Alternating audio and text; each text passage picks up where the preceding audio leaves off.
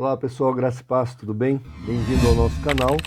Lembrando, se você gosta dos nossos vídeos, se inscreva, coloque aí, acione o sininho que é para você receber notificações e esteja sempre atento aqui ao canal, porque nós publicamos praticamente todos os dias um vídeo, um podcast novo, inclusive materiais inéditos do saudoso pastor Natanael Rinaldi. E nós tivemos agora recentemente uma pergunta que foi feita por um internauta sobre a música da Cassiane. Aí um outro internauta, aproveitando aquele vídeo que eu fiz, perguntou sobre a música. A música se chama Deus de Promessas, de Davi Sasser. E aí, no refrão da música, o primeiro refrão, diz assim: És Deus de perto e não de longe, nunca mudaste, tu és fiel. Então ele quer dizer na mensagem poética dele ali que o nosso Deus é um Deus que está próximo, que nunca está distante. Paradoxalmente, quando a gente vai para o texto bíblico, que está em Jeremias 23, e eu vou ler aqui na Nova Versão Internacional, mas mesmo na Almeida Revista Atualizada, Almeida Revista Corrigida, é o mesmo sentido, está escrito assim, Deus falando: Sou eu apenas um Deus de perto? Pergunta o Senhor. E não também um Deus de longe? Aí o 24. Poderá alguém se esconder sem que eu o veja? Então, na verdade, a pergunta do versículo 23 é retórica. Ela está dizendo que Deus é Deus de perto ou Deus de longe. Você não tem como se ocultar de Deus. Deus é Deus lá em Jerusalém, onde estava o templo, e Deus é Deus lá na Babilônia, aonde o povo ia ser levado cativo. Ele é Deus de perto e Deus de longe. Não interessa onde você esteja.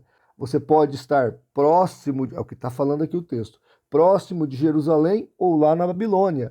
E a ideia do versículo é que você não pode se ocultar de Deus. Ele vê tudo, ele sabe tudo. Por exemplo, Jonas, quando ele queria fugir da presença de Deus, ele desce a Jope e pega um navio para Tarsis, que era considerado o fim do mundo na época, que é o Estreito de Gibraltar.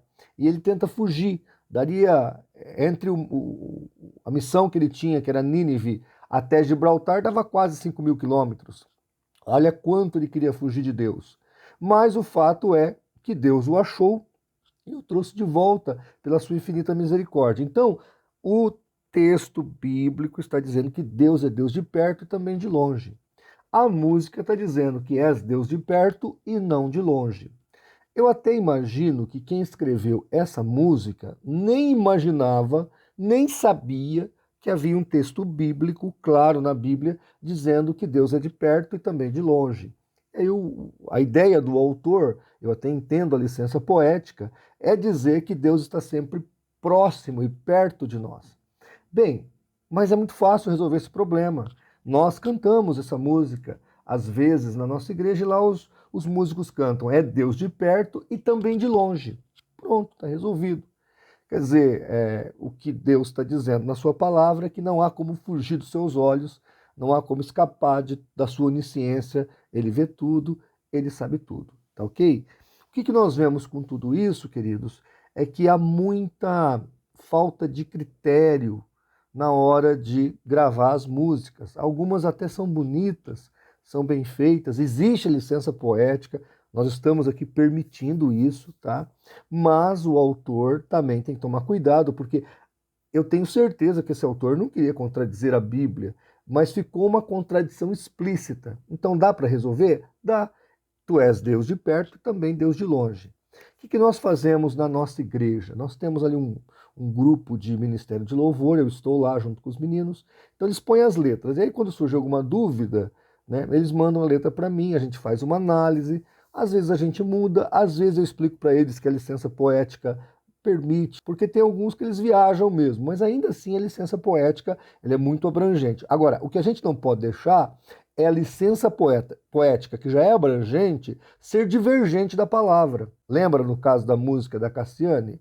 Né? Deus não rejeita a oração, embora o contexto explica que Deus não rejeita a oração de um fiel, de um alguém justificado pela graça de Jesus. a música até está razoável. Mas a primeira frase em si, ela é contraditória, porque há muitos textos na Bíblia que Deus está rejeitando as orações. Então a gente tem que tomar esse pequeno cuidado para que a música não induza o cristão ao erro. Então os músicos aí, eu faço aqui o meu apelo, tenham critério, tenham cuidado, tá?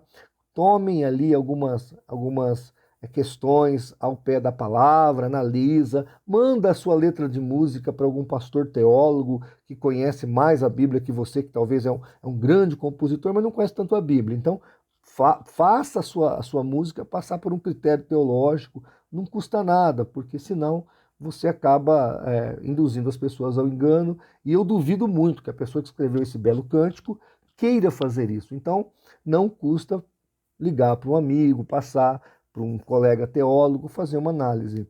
Olha, só para você saber, eu tenho 30 anos de pesquisa bíblica, mas quando eu quero tocar num assunto polêmico, nós temos um grupo chamado Apologistas Brasileiros. Tem lá 24 teólogos e apologistas.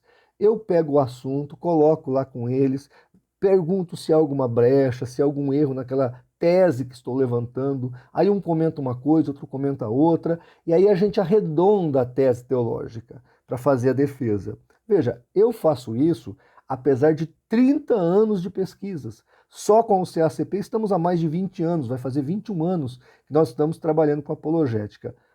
O músico, por mais conhecedor que seja da Bíblia, não custa nada ligar para um pastor que trabalha com teologia, para colocar música sobre critério, fazer uma análise daquela letra. E aí, com certeza, ele vai comentar alguma coisa que você como um bom poeta cristão, um bom músico, um bom compositor, vai fazer ali a sua correção e vai manter a música, mas de um jeito mais bíblico e mais próximo daquilo que Deus realmente quer falar. Meu conselho é você que é compositor evangélico, você que é músico, não deixe de colocar a sua música a um amigo seu que conhece muito a Bíblia, que é um teólogo, e mesmo que você seja um grande teólogo também, não custa nada perguntar para um amigo: o que você achou da minha letra? O que você achou dessa composição? Então, muitas vezes nós podemos salvar uma música apenas fazendo uma breve correção e deixando tudo certo. Tá ok? Evitem Voz da Verdade, que é uma seita unicista, e evitem conjuntos de seitas, como música de cantores católicos, que estão muito próximos dos evangélicos, e também músicas de grupos adventistas do sétimo dia. Vamos ficar atentos, tá bom? Um abraço e até o nosso próximo vídeo.